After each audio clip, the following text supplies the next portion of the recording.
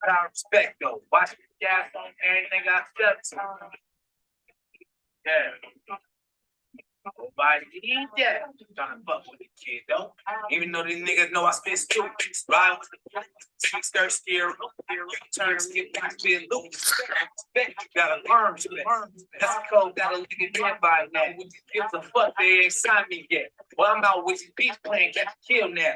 Merc shit turfed up, everything in sight, flame spit burnt up, big night, my mic lock up, shut down in the LDB, run them back bust now, tax full of XP, been on my shit for a long minute, niggas dig that like trying to fix divots, in the back to the block like I'm playing on pavement, game too sharp, bitch, walk off with places, still not the same, whip, chop off the brain, bitch niggas don't they shit, so I shoot the messenger, bad beats, hard time for the rest of Black Saint, they cross five, be blessing them. Oh, I need that. Money, power, respect, yo. Watch me gas on every nigga I step.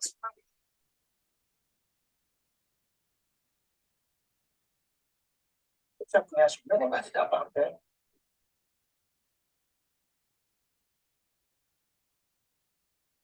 All right, so good morning, my hatters.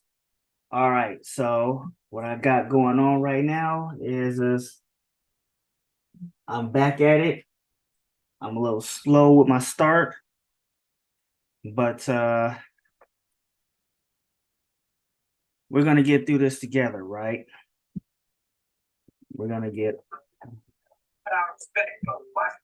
through all of this together, and we're gonna make this bad boy work. Good afternoon, as always, to my wonderful moderator, Black Angel TV. Always showing up and showing out for me. All nothing but love for that one.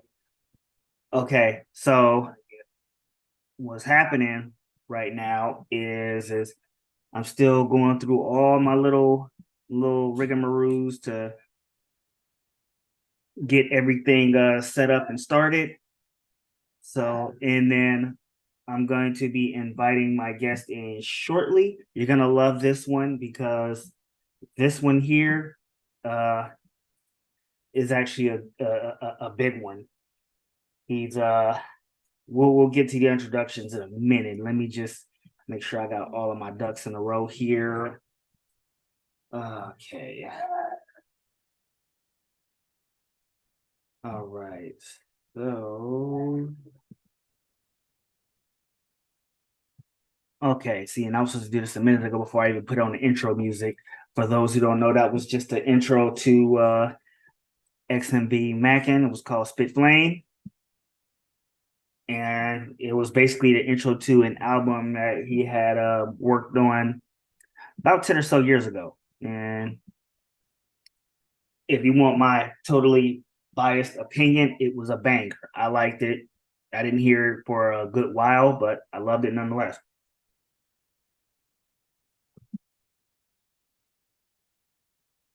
Okay, so while we wait on that, I gotta go and do all of my other stuff, make sure everything is where it should be, you know, all that good stuff for a good while. Okay. Oh crud. And you know what? Hold on one second because gotta get these kids up. These kids are still sleeping. 1 second. Get up. Get up. Get up. Get up. Come on, get up. Get up.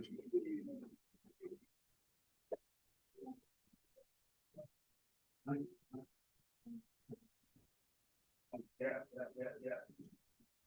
Also, take everything.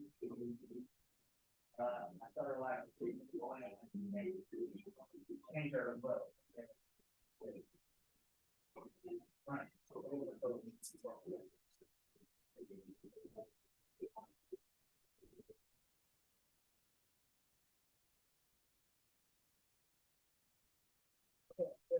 right.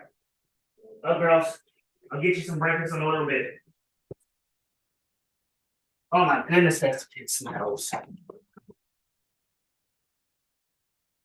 All right. Okay. All right.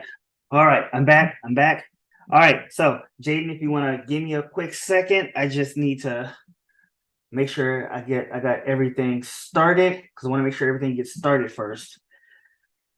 Okay. What a day! What a day! I did not have a very productive start like I intended to, and I basically kind of goofed it this morning.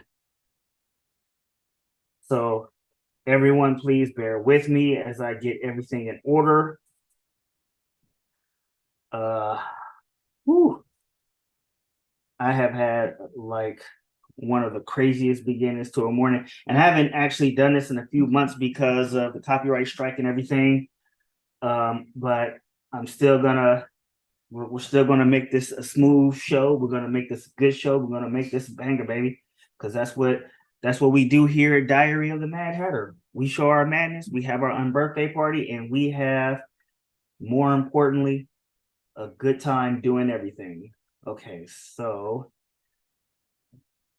okay, but I did have to go in. Oh my goodness, that baby stunk. Okay, so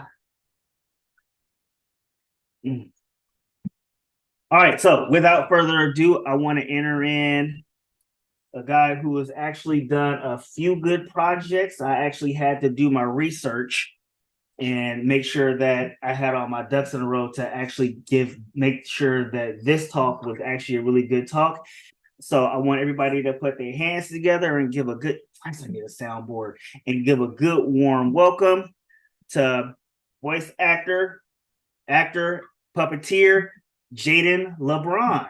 All right. Okay, so obviously we're not gonna get like a super huge whoop de woo holler in the room or not like that. But hey, also want to give everybody a reminder. Hey, make sure y'all hit the like button when you're in here. Give us some support to the channel. Good morning, Mr. LeBron. Good morning. Do you need my camera for this? No, it's not required. If you don't want to be on camera, that's fine. Gotcha.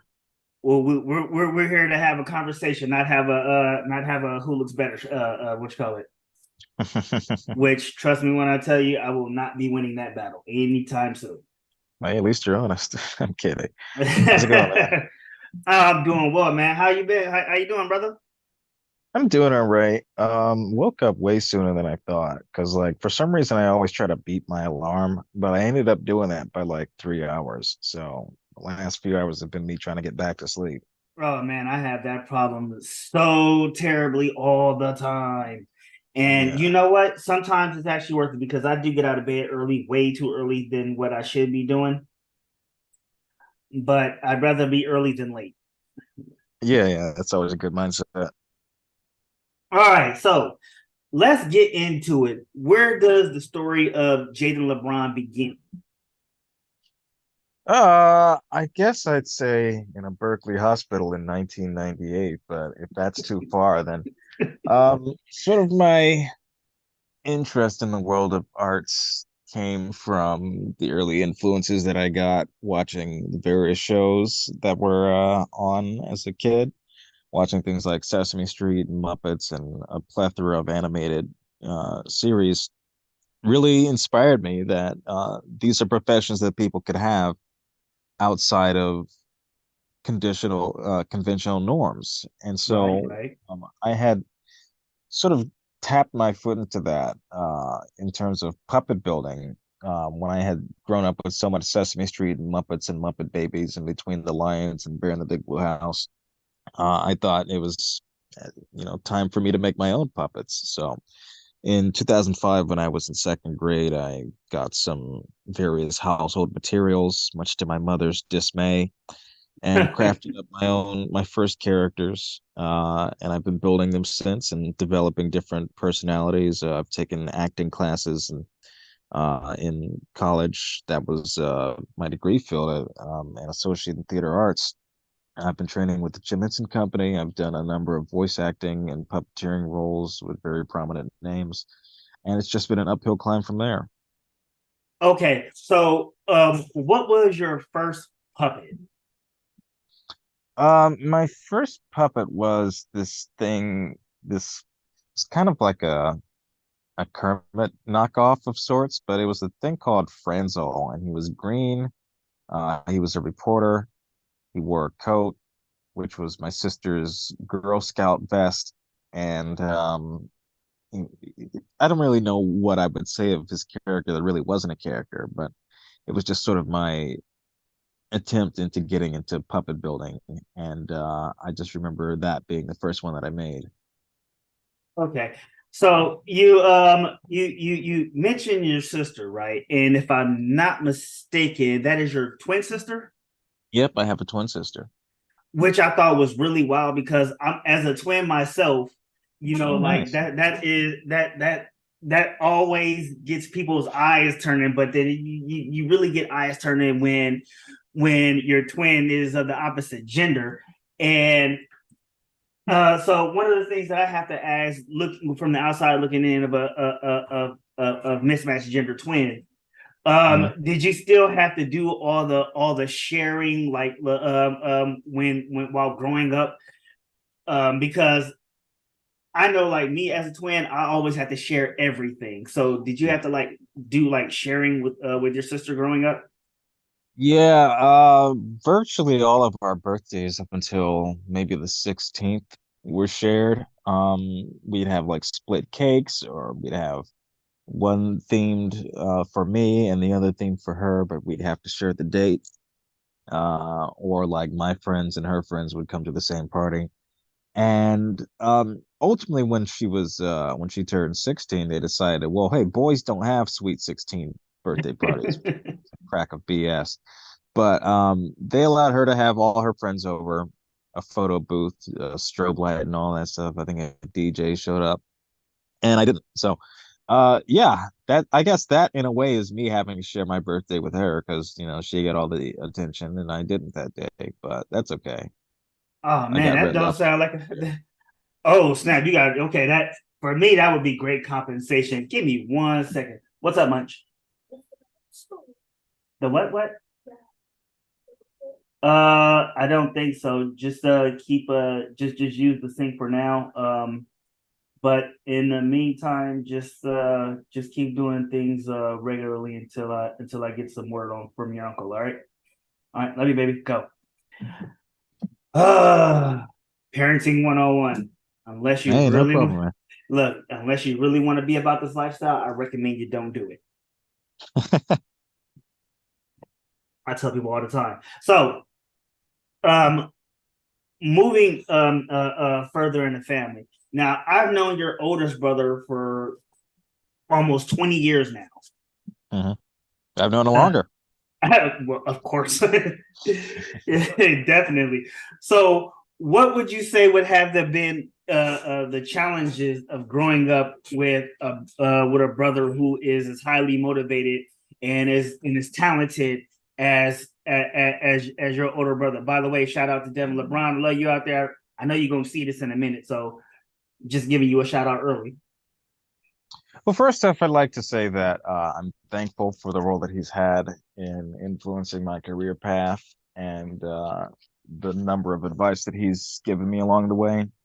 Right. Um, I wouldn't say that I view it as any real difficulties. I've never viewed myself or felt as though I was like living in the shadows of an older brother or anything like that. He's been very gracious and kind to give us our own space and let us explore our worlds.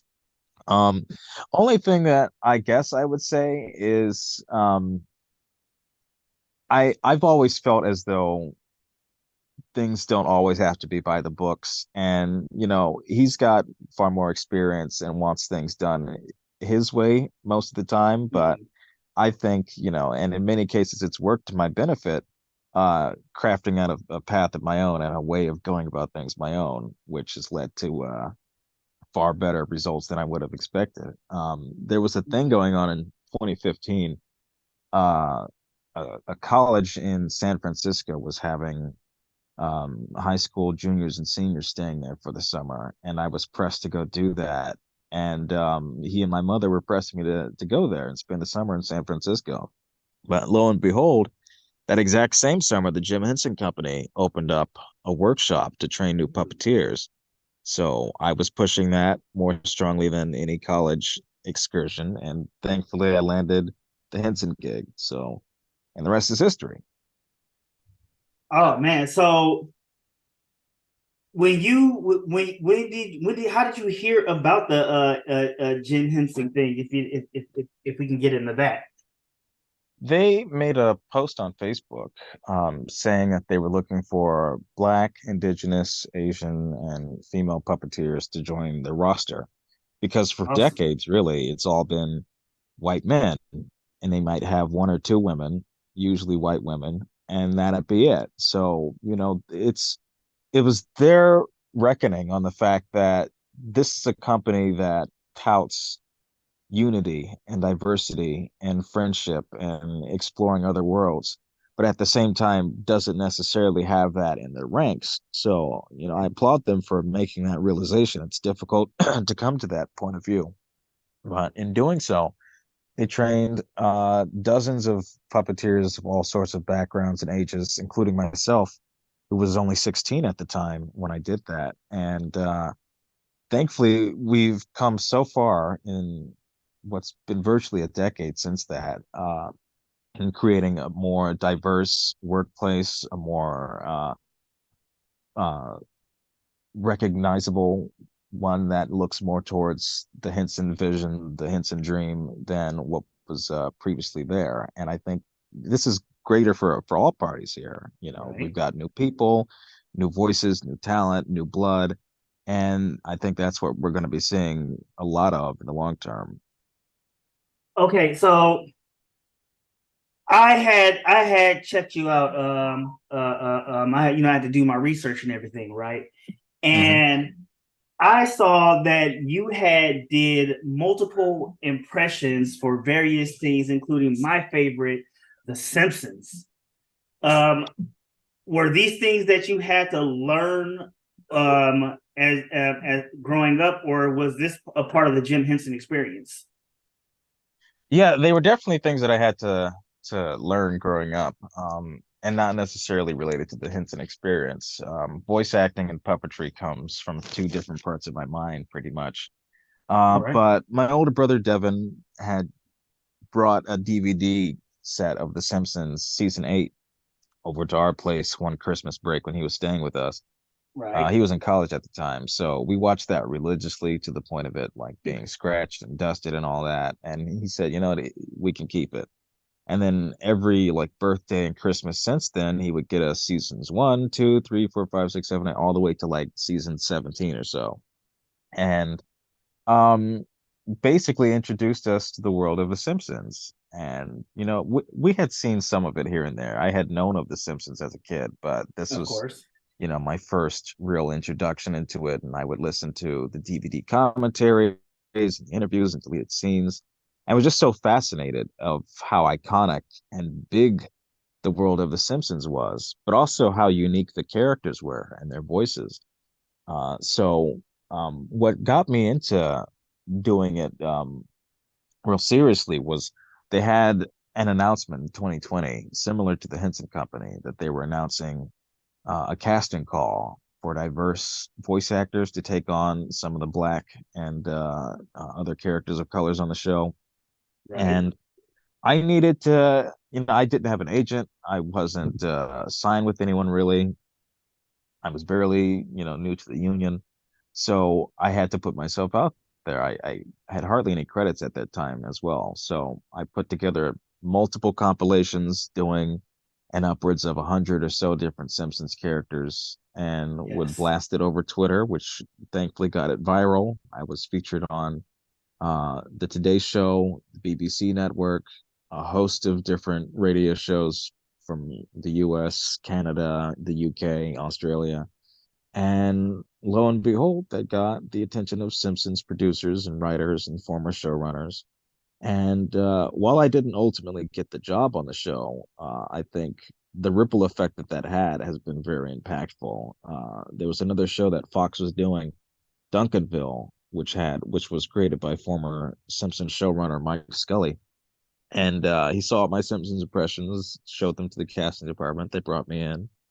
And we've had a pretty good relationship since then. Their casting people have brought me in on multiple different things now, and that's been a very high honor to be a part of those ranks. Oh, that's awesome. So, one of the things that you did get into, and first off, before I continue the question, actually, make sure that everybody that comes in hits the like button and says good morning. If you have questions for Mr. Libran, please leave them in the comments and I'll get to them. Thank you very much. Also, I left a link to Jayden's YouTube, so y'all can also check out some of those voice impressions that he did. They were actually very, very good. Most of them were actually spot on, actually. So there was a thing that you did get into, and it was called Hell of a Boss, where you played Colin and Big Woobly. Did I pronounce that right? Yep, Big Woobly. Big Woobly, as well as other various voices. So Yeah. how did you get into that? Here's a funny story. Maxwell Adams was a creator of a show called Billy and Mandy, if you're Oh, I familiar with love that. that. I love that show. That was the original that was the spinoff from Grim From and Evil Evil. Concurrent. Yeah. Yep. Yeah. And what he was doing at the time was he had this passion project of puppets and zombies. It was supposed to be a film. Ultimately, it didn't go through, and I feel very bad for him because the guy had basically destroyed his house to make the set, to make a post-apocalyptic zombie universe, and that became that. But it became too expensive. It became too hectic for him, and it had been in development now for like 6, 7 years at that point. But Uh-huh. I came in to build puppets for him, and I volunteered my puppeteering services as someone who had worked with the Henson Company. And he took me on. I built a massive puppet of his. And one of the puppeteers brought on for that was Vivian Madrano, who, for all intents and purposes, is not a puppeteer. I'll say that. But she was one of the helping hands on board, and she at the time had been talking about some of the things that she was doing. They had known each other as, being animators of very hellscaped pieces. And I had heard little whispers and stuff, little inklings about uh Has Been Hotel, which is her main show that she's doing. Mm-hmm.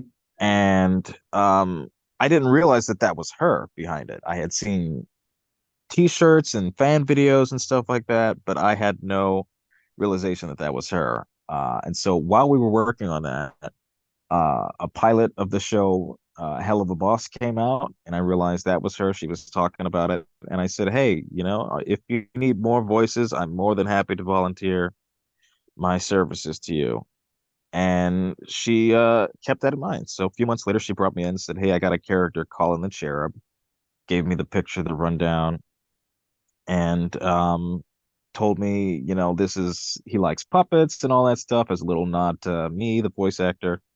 And so I said, "Well, how about I just do this voice?" And she said, "Yeah, that was perfect. It's cute." And I got into record, Oh, and that threw me off. yeah, That threw me off. yeah, I That got was into actually record it, and yeah, it was a lot of fun. I would have look, I'm not gonna lie, when you did that, I swore someone else came on. I was like, this is not his voice. Yeah. So um when you did that, have you set up for anything else? Um, I wouldn't say so because that was my very first voice acting thing. Okay. And it came out sometime after I had done other stuff at that point, but it was the first thing I recorded, first actual original character that I got. Uh, and it's a very in-house sort of thing. Very, very small sort of staff. And the outcome, the fan base is enormous, but Hell of a Boss and at the time Has Been were really sort of very small, very families business type thing.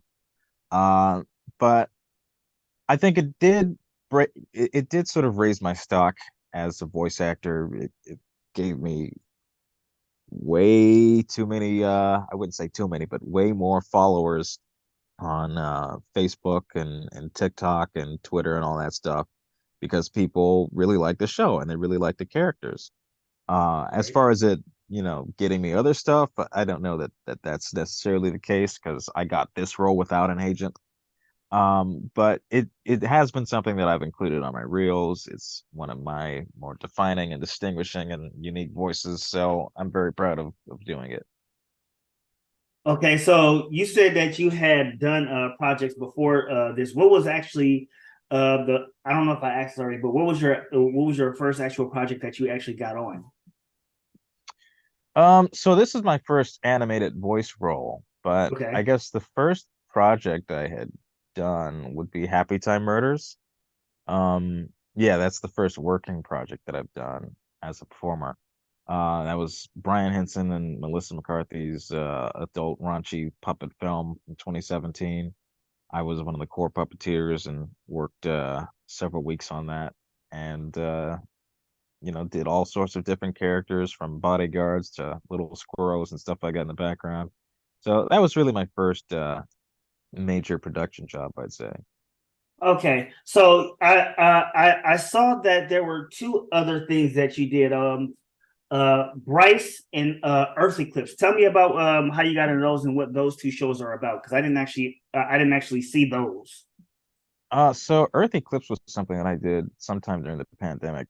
Um, there was back when I was on backstage.com, there was a listing for a podcast that was being done. It was a scientific sort of capitalistic downturn of society, but it all takes place in some outer space planet with different alien creatures trying to fight against this monopolized hierarchy of uh, difficulty of misplaced power. So um, it's been a little while since I've talked about that. Actually, I haven't mentioned it since we first recorded it, which was around this time in 2020. Oh But wow. yeah, that's sort of the thing of it. They've been talking about doing more. I know it won a podcast award of sorts, and it's been very popular there. But as far as Bryce goes, Brandon Rogers being my castmate from Hell of a Boss, frequently posts that he'll need background characters or something, and I'll just volunteer my stuff and I'll appear for a day or so. But with Bryce, he came to me, texted me saying, "Hey, I need a news reporter. I need a voice on the TV, and I'll quickly record that into my phone." And he loves them all. So, it's just sort of my vocal cameos into his work that I enjoy. Okay, all right. So how much of the work has the family seen? You'd have to ask them. I know they Touche. saw Happy Time Murders. I don't know that they've seen Hell of a Boss because my mom has been real iffy about the whole like, oh, they take place in hell kind of stuff. And I can assume they've seen Duncanville. I know they've seen that. That was my first televised animated voice role. Um, yeah, I'd say they've seen that, but in total, I do a lot more indie projects, a lot more smaller animated projects these days. I do Beavis and Butthead, so I don't know that they've seen all of that. Um, and a bunch of other stuff that's not really worth seeing. I've done a number of dubs of Korean series, which I myself haven't personally watched yet. So, I'm not pressing anybody to like, hey, you gotta watch this to support me. So what has kept you from watching several of your projects, if you don't mind me asking? I mean, because I've already worked on it, I know what's gonna happen. So I feel as though I don't like need to see it again because I've seen all the episodes while I was recording them. So Okay. it's just like me watching them finished, really, which I already know what's gonna happen. So nothing's a surprise. So like when you're watching regular TV, you don't like rewatch certain episodes or like your favorite episodes or something like that?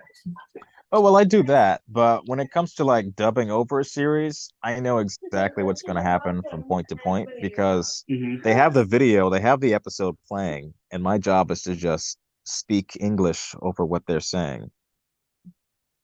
How hard is the doing the dub voiceovers from another language?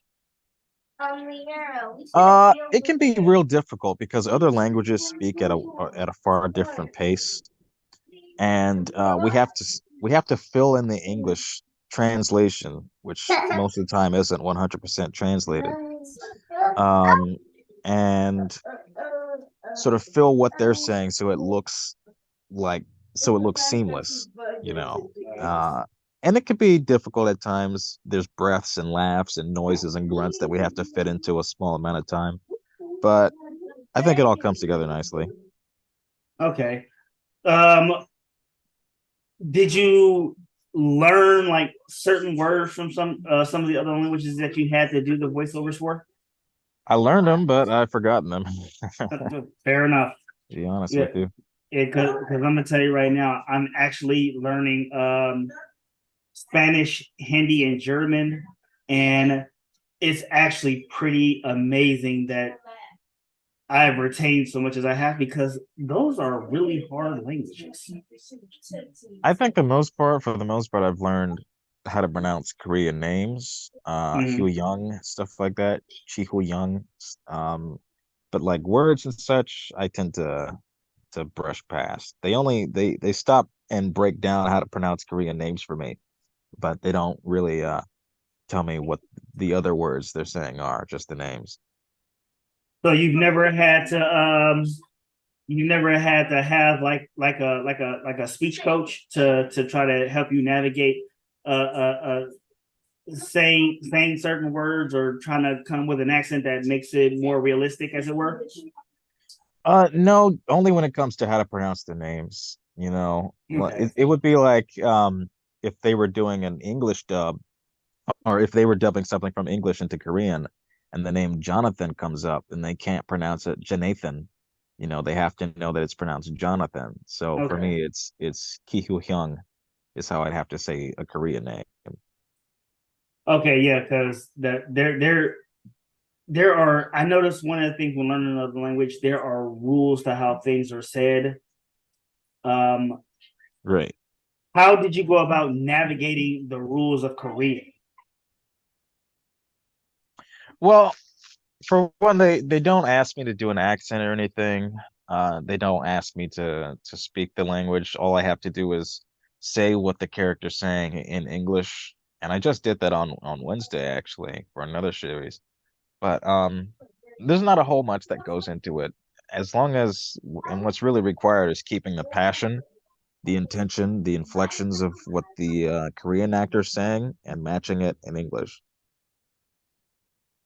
Okay. So, what are the projects that you are working on now, and do you have any future projects at the ready? There's a show. If you want to watch what I've already done, there's a show called Zombieverse, I believe, still on Netflix, and I'm doing one now. Can't quite say what it is, but that's the one that's in the works. We have more Beavis and Butthead coming up. There's a show that I'm doing with Kevin Hart that I can't name drop just yet, but Oh, he's so attached to it. Yeah. you're actually going mainstream then. Yeah, if you want to call it that, I never I, really think of things in terms of like mainstream or not. I just think of it as this is what I'm doing now and this is what I'm doing next. okay, yeah. The reason I asked it in that way, I didn't mean to be disrespectful in it at all. No, no, not at Uh, all. is because when you name drop an A-lister like Kevin Hart, I mean it has to be big, So Yeah. I would think that it would be like this is going to be something huge. So is there a timetable on said project? Jesus Christ! Hold on one second. Okay, Yeah. okay, yeah, clean our face too, cause no, gumball, no. Oh my goodness, it's a baby. Okay, it's just a baby. You're in control. You're bigger than it. Yeah, as far as the time frame goes, we're looking at either later in the fall slate of 2024 or early 2025. It just dawned on me that it is 2024. Yeah, I mean we've only just started recording the show, and animation usually takes 6 to 9 months. So, if it's greenlit by summer, then we should have some finished episodes ready for the fall. So, Oh well, then I will definitely be looking forward to that when it finally gets named. I will definitely also be looking for. You said Zombieverse, right? yep, Zombieverse. Okay, so I'm actually trying to do some looks on it now because I always like to support I always like to support all my people's content, and I always encourage people who follow me to support said content. One that's like one of my favorite things to do is just to, hey, if I want to get to a million, I want to make sure everybody I know gets to a million. Yeah, I appreciate that very much. Oh yeah, most definitely, man. So have you looked into regular acting? Yeah, I that was what I learned in that was what my degree field was in college. As far as like inhuman stuff, like acting as myself, I've done that before a few times. I did it with Brandon Rogers recently. It's not my favorite, because there's so much that goes into that in terms of like how you look, how you appear on camera, sweating, breathing, all that stuff, and I don't really like to hyper focus on myself that way. I feel like I'm at ease when I'm doing a bunch of voices and stuff and not having to show my face. Okay, so you're not the on screen type. Yeah, because like I can do it and sometimes it is fun, but like I'll watch it back and be like, ah, God, I look like that day. Ah, God, my hair's sticking up in the back, and I don't like doing that, but I don't have to worry about that when there's like a puppet or an animated character that I'm doing. Okay, so it's more comfortable. It's more comfortable to be off screen and knowing. Yeah, yeah, very much so. Okay, because I'm not gonna lie, I hate cameras myself. Even though it's pretty ironic because as we speak, I'm in front of a camera. But I'm gonna be honest with you. Like for me, it's better to be in front of a camera than to be in front of a larger audience, as it were. Because Oh let yeah, me no, I tell agree. you, I had like um the biggest like stage fright ever. Hmm. So like um in high school for me, I did 1 year drama club, and I did one performance. I did one performance. All I had to do, well, I did two. I did one where I was talking about the hypocrisies of smoking weed, and the other one was a Dr. Phil segment. Dr. Phil. Nice. Yes, I was a victim husband who was deprived of food, and let me tell you, I was so nervous. I was so nervous that I almost peed myself in front of this, I don't know, 20 person audience. This is 20 people. Okay. Mhm. And I almost peed my, and the funny thing is your brother was actually there watching this. I almost peed myself in front of this 20 person audience Was this actual because Dr. Phil? no, it wasn't actual Dr. Phil. Oh, We were doing like a a parody. parody. Okay. Great. And I keep forgetting that you are acting so you know what a parody is. Hmm. So yeah, we were doing this, and I was so nervous. I was so out of my. I just felt so out of my element that this is what happened, and I was just sitting here like, I don't think I can do this. Yeah, And I mean, like, unfortunately, being in this field comes with like a level of perfectionism. And even if the audience is like 5 or 10 or 500 or 5,000 people, you want it to be perfect. You want it to look good because all eyes are on you. And even when they're not looking at you, there's that one person who might be, and you don't want to risk looking embarrassing or looking bad to them. But one thing that I did learn, uh, and have taken this message a long way over the years, is that usually in like embarrassing moments, the only people that's gonna remember it is you. And so, most people are gonna forget, most people aren't gonna stress it. But as long as you don't hyperfixate, as long as you don't make a big deal out of it, then people aren't gonna pick up on that as much. Yeah. One second. Niece, Hmm. what do you want? Okay, who's the baby and who's the bigger cousin? Who's that? Right, really? Dude, that's gross. Don't do that. You should know better, okay? Can y'all just hurry up and do the thing so we can get some clothes on this thing? You got a baby pee on you see what I gotta How many do you have? I have two, then I have my ex-wife's youngest daughter, and then I have my niece, which is right here. This one right Gotcha. here. And oh my goodness. And they're all girls. Of course. And they're all girls. As an uncle, I have to ask, Uh-huh. as an uncle, how lucky is it to have all nephews? I mean, it's cool. It's great. I do feel like Uncle Donald, Donald Duck and his three nephews. Oh yes. Yeah. Okay, I got which four one? kind of. Wait. Which Donald Duck and his nephews? The Scrooge McDuck or DuckTales? DuckTales nephews. Okay, thank you. I just Yeah. we have to clarify because their audience, for those who were born after 2000, there are two different versions and they are completely different, regardless of what anyone may or may not think. Yeah, but like I wouldn't say that um having all of something makes it better or worse or anything. I think, there's a fair balance to be found, and maybe some of my other siblings will have a daughter someday and bring me a niece. But, having all boys, having all nephews has been pretty cool. But at some point I think we need to strike some kind of balance. Balance is understatement of my life because I can tell you right now, biologically speaking, I have one nephew. One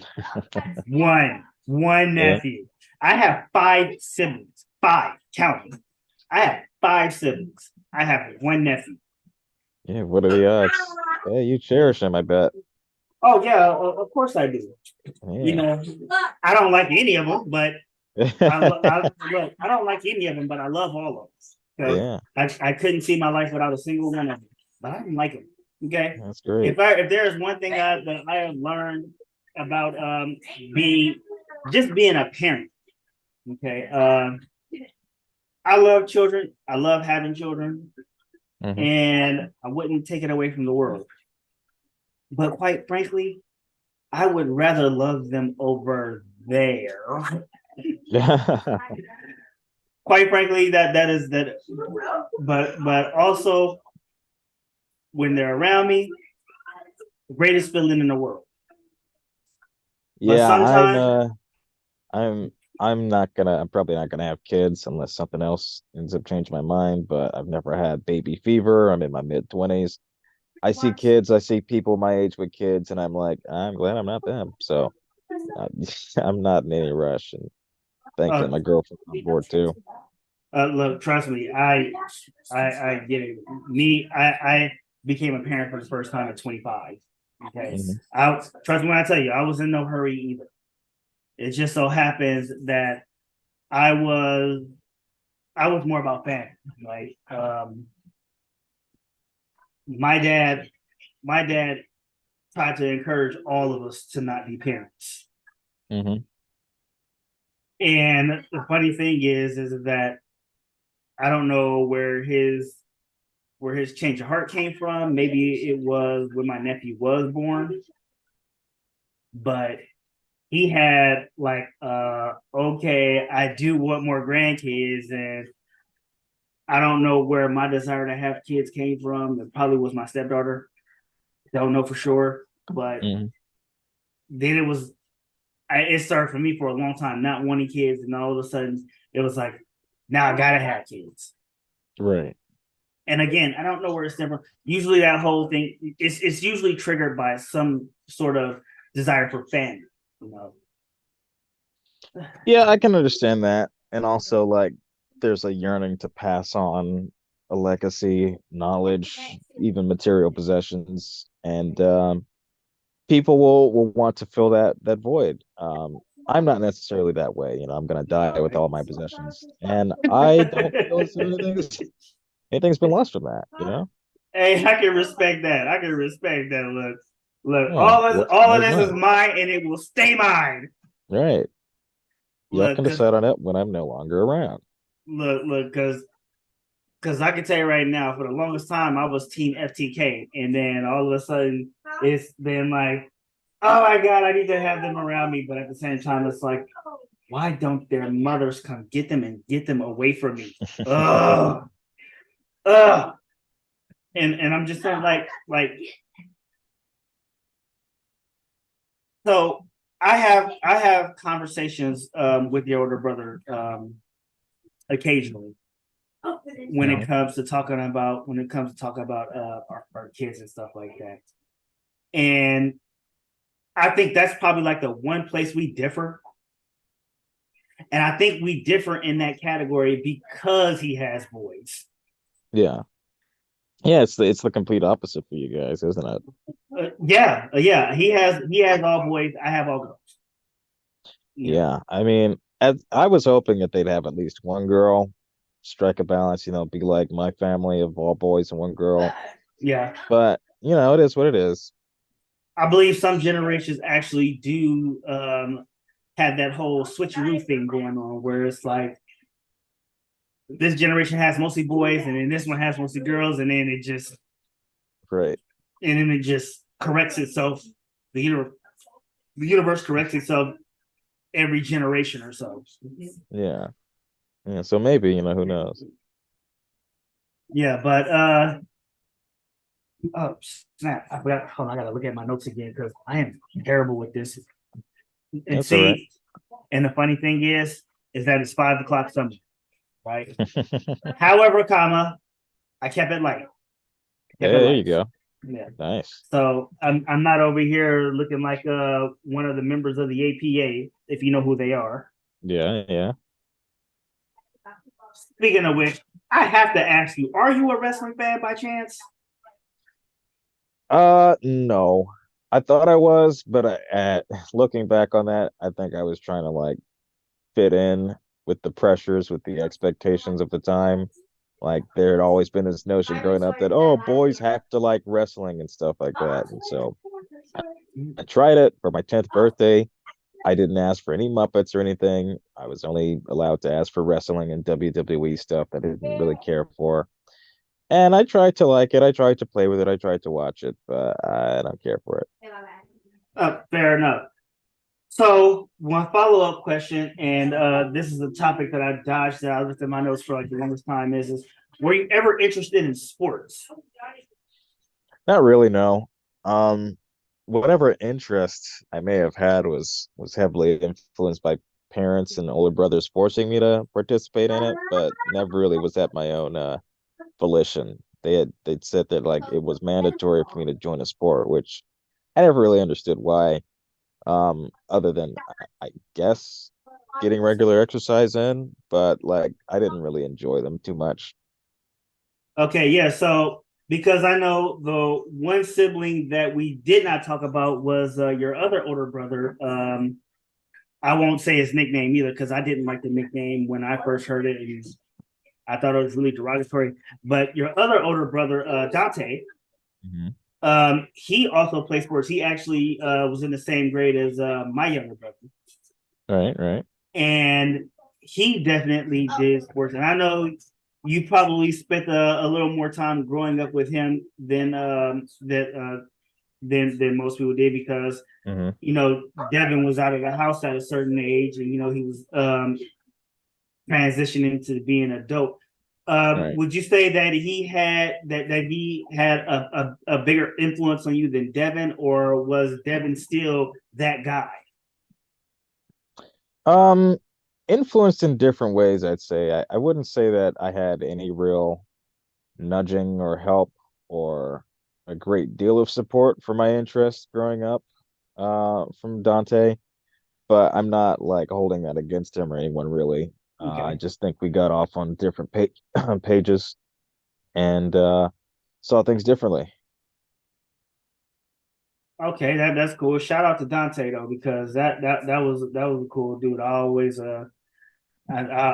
appreciated Yeah. he was actually a really kind guy when I knew him. Yeah, Uh I mean, he's supportive now of my endeavors, but like growing up, and especially growing up in the shadows of two football players, there have been I felt more pressure to get into sports than it was more artistic endeavors, more puppetry related stuff. yeah, but even though, they both did sports and stuff like that, and a lot of the stuff that they did, because if I'm not mistaken, one of the brothers actually did does work in the industry as well, right? Yeah, yeah. So so I would think that it would be safe to say that wouldn't you believe that you could have done both, or was it just that you really did have zero interest in it? I mean, everyone's capable of doing anything really, but like Right. there needs to be some motivation behind it. And like I had nothing to gain. I had no personal interest, no like favorite athlete or anything like that. So like if any sort of venture into sports was, something I was doing, then more likely than not it was from parental or brotherly influence and not from my own volition. Okay. Yeah. So I ask these questions because I'm the oldest boy in my family. So, I definitely would, as a person just looking from the other side of the glass, I did a sport, and then I have, like I said, I have a twin who had ambitions with I can't remember the word right, with development, as it were. So development, like city development, Hmm. travel development, as it were. There's an actual word for it, but it involves development and architectural stuff and stuff like that. Yeah. And so he would have been that guy who was in that realm. And then of course my two youngest brothers pursued sports. Nice, nice. Yeah, so it was like I definitely saw myself as being really influential to my brothers, and so I had to, and so that's why I asked if it was like that, it was how your brothers were to you. Um, I guess they probably have a different perspective on it, but I had always sort of felt that because they had done it, it must be mandatory that I do it too, regardless of how I felt about it. And thankfully I've been able to sort of shake loose that sense. But there wasn't really a clear reason as to why I had to do it. And my thinking was always that because they did it, then I'd have to fall in line and carry on that tradition, which I don't feel as though needed to be carried on through me. Right, right. So you just never did sports at all? I did sports, I just didn't like it. Okay, so what was your sport? My sport, I mean, one that I guess I was best at was track and field. Okay, track and field guy myself. Yeah, I did long jump and high jump. Uh, and I don't remember the names of it. It was so long ago, but did multiple relays. Yeah, I was a 200 and 400 guy, and I did relays. Nice, nice. Yeah, but track and field was actually a lot funner than I thought it was, because of the over competitiveness that I had. So despite doing track and field, did you not continue because you didn't like the competition, or was it that you were so convicted in not being a sports guy, and your heart was elsewhere? I mean, it wasn't so much that like I had that inner sense of conviction of not dedicating my life to sports, but like I just wasn't having fun for the most Okay. part. There were Yeah, that times when I was having fun, but like if I'm spending my time doing stuff that I don't really enjoy, then what's the point of doing it? yeah, so and so as you aforementioned, that's where puppeteering really we really did you really understand your passion in puppeteering while you were doing sports, or were you just really like into it like you mentioned before when you were a small child? Yeah, I definitely understood it and maintained that understanding and interest towards the arts and puppetry as I was doing sports. And I wouldn't say that I'm like 100% against doing sports, but Okay. I'm not really like a competitive sports person. I didn't really enjoy that angle or find it fun, um, especially when I didn't want to do it and then we lose anyways. But I still like bike riding. I still like hiking. I still like going on runs and roller skating a lot. So uh, I But that's prefer it a as like leisurely. yeah, I was gonna say that that's more of a recreational thing rather than a competitive thing. Right. That actually makes sense, and that's something that should be appreciated, because I can tell you right now, when it comes to bike riding, I would rather do it recreationally, because that's where for me it's the most fun. Right. Yeah, I don't need to race someone to have fun. I'm still gonna try to race them I mean, sometimes subconsciously I do. subconsciously, because I'm not gonna lie, like I'm one of those guys when I'm not doing my second job, which is Lyft. I'm pretty open about my second job. But when I'm not doing Lyft and I'm say like going to and from work, or I'm on the freeway going to go see my mom, or if I'm going to just going to the store and I get next to a car right next to me, Yeah, you and want to outpace it? no, it's always that one jerk. It's always that one jerk who wants to rev their Right. engine, and then Mm, it turns me into saying, "Okay, you son of a bitch, you want to go? All right, wait till this light turns green." And I'm over here in this cheap ass Jeep Cherokee trying to outrun this guy who's probably in a Lamborghini or something. But I still have to get my point across that I am not gonna lose. right. And you got under No, my no, that's skin fair. somehow. Look, and somehow Yeah, you gotta got let them know under. who's boss. Gotta let them know who's boss. But that's not all the time, because at the same time, I'm also not going to be trying to, risk my safety over something as petty as driving. I mean, Right. I Yeah, already of don't. course. Yeah, I being don't. too competitive can lead to some negative results.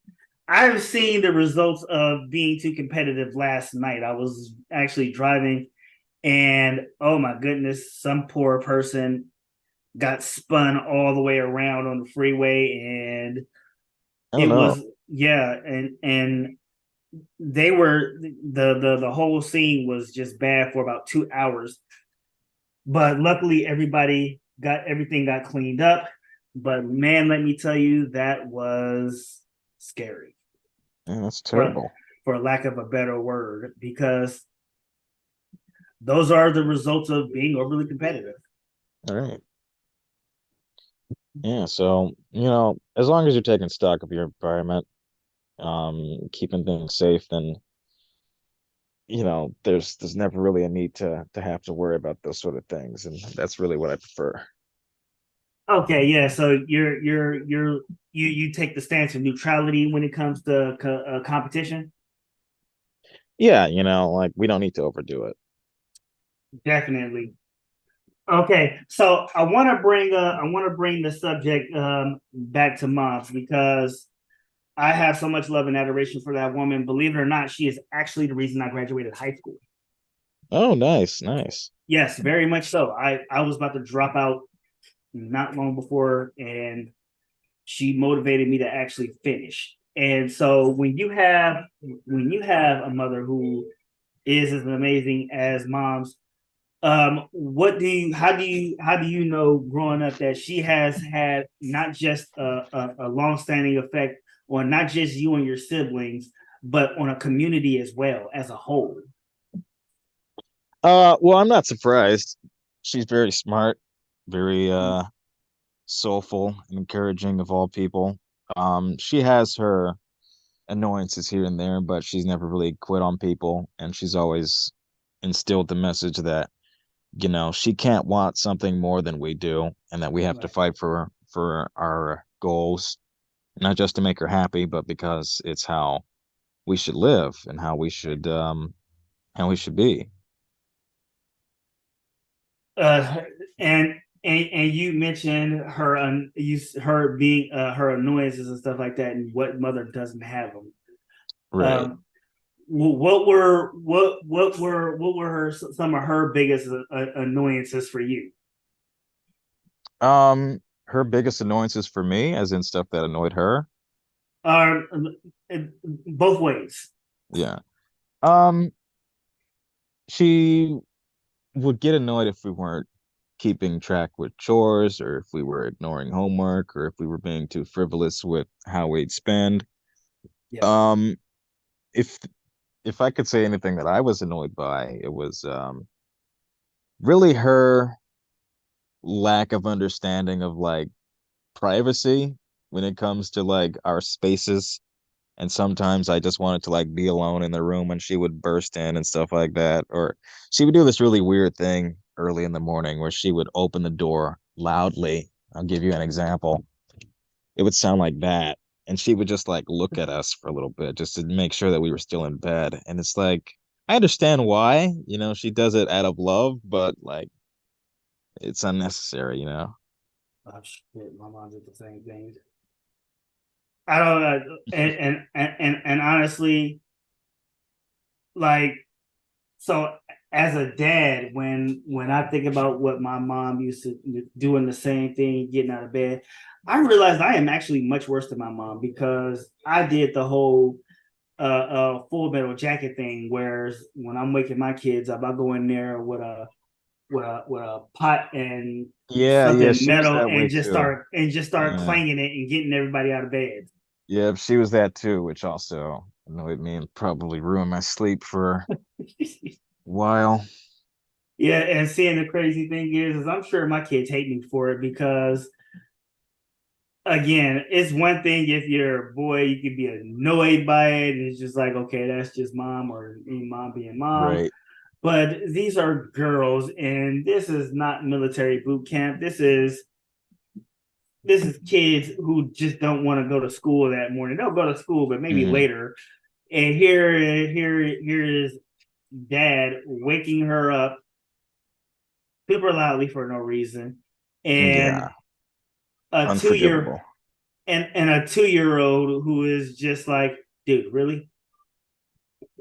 Like I'm a baby. Okay, where am I going? Right. Yeah, but I guess they do it out of love.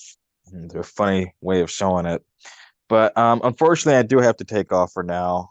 I have some things to tend to at the top of the hour. Oh But yes, of course. And I ran this a little bit longer than I wanted to because I was trying to get as much as I could out of you for as long as I could.